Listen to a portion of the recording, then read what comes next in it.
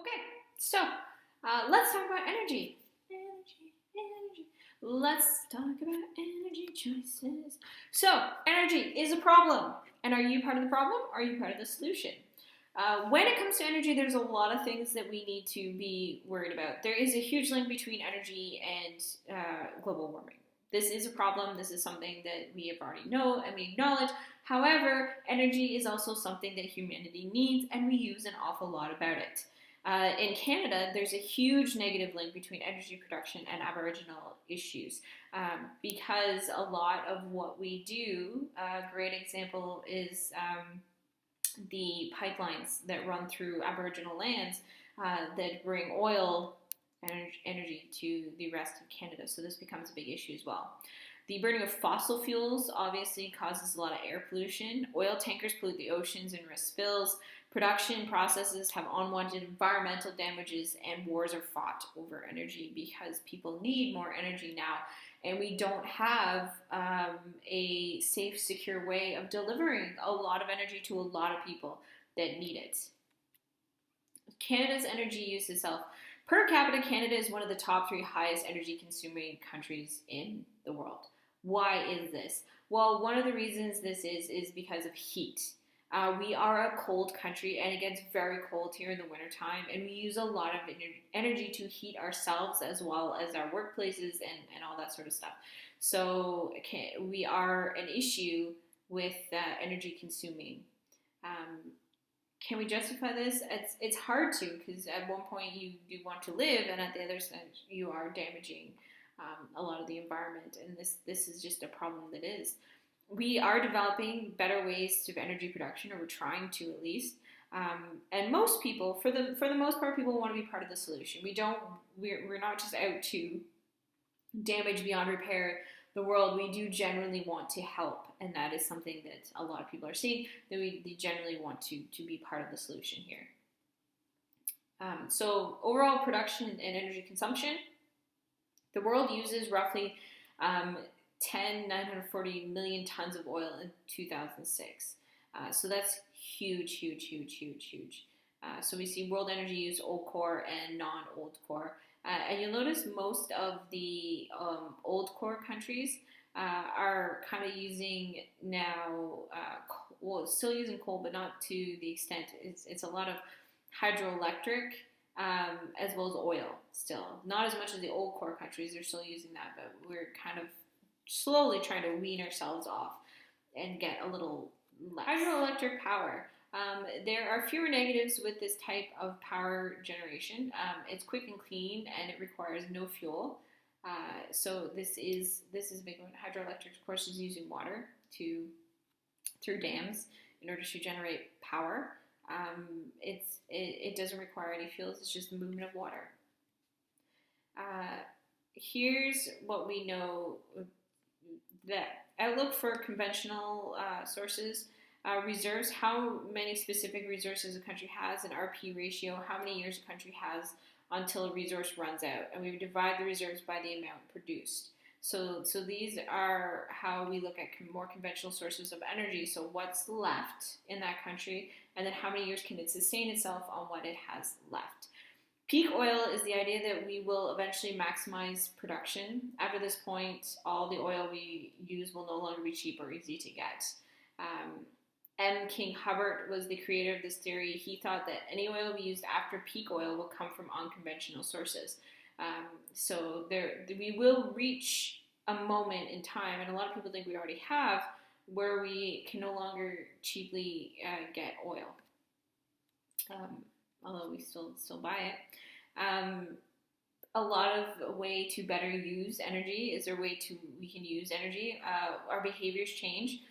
In Canada, it is cheaper to use electricity. We call it hydro. So it's cheaper to use electricity in the evenings between 7 p.m. and 7 a.m. is when people do. So people tend to, that's when they're home the most, and so they use things. So during the day, not a lot of people use their things at home, so they discourage people from doing that. And then on weekends and holidays, it's what we call off-peak hours. The peak hours are during the day, usually when businesses are running. So what about some alternate sources of energy? What do we have out there? So we have solar, we have biofuels, we have geothermal energy, we have wind power, and we have hydroelectricity. Solar energy, of course, comes from the sun.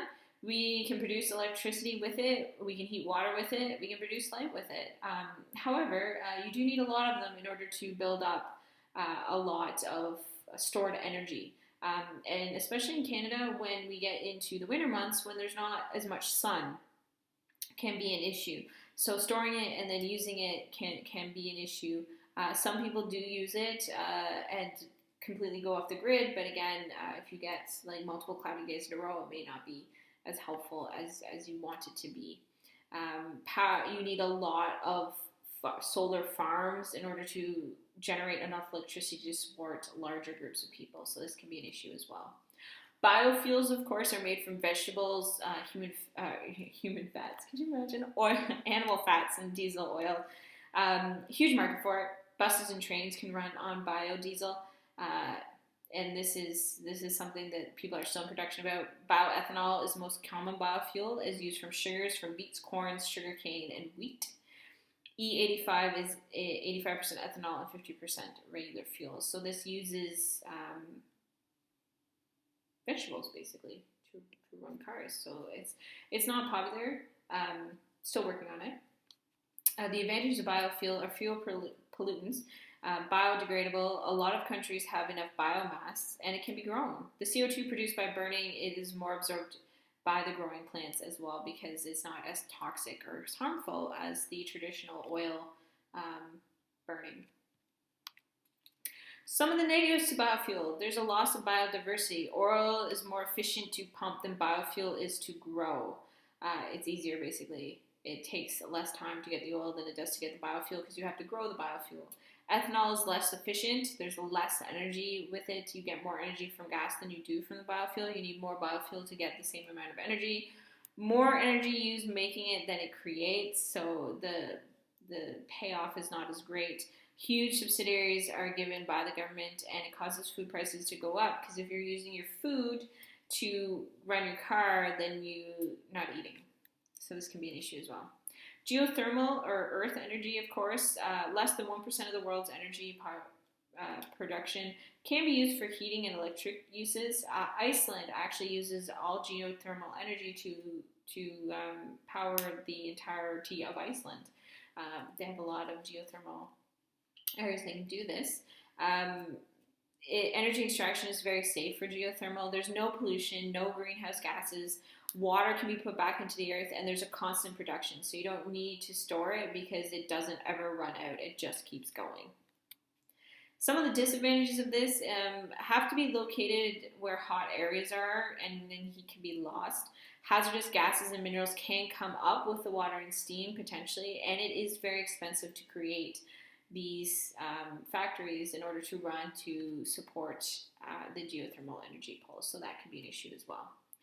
Wind power. Wind power has been around for a long, long time, and it's a very old technology, and it's used to run pumps and mills, basically, is what it is, what it is used for. It's now, of course, we got wind farms where you get much more wind spinning that can generate electricity. The advantages of wind power: obviously there's no pollutants, no greenhouse gases, easily installed and taken down, like you can put them up and take them down again. Land use can be used for more than one thing. You can grow things around them. They're very tall in the air, so you can actually go around them. Economically good for low usage, developed countries. Oil money can be kept if more power is made from these, and as technology improves, it could compete with fossil fuels down the road in terms of the wind energy if we keep going, if we keep developing it. Disadvantages: you do need constant wind, strong, reliable wind in order to move them. They can be noisy. A lot of people don't like the look of them, and they can be damaged actually if the wind does get too strong, and they can interfere with electromagnetic communications. They actually have a problem sometimes with bats flying into them a lot and getting caught in the wind turbines, but they can be dangerous with any machine. There's an element of danger with it. Okay, that is it for energy, and that is it for talking about energy, and I will see you guys in the next lecture.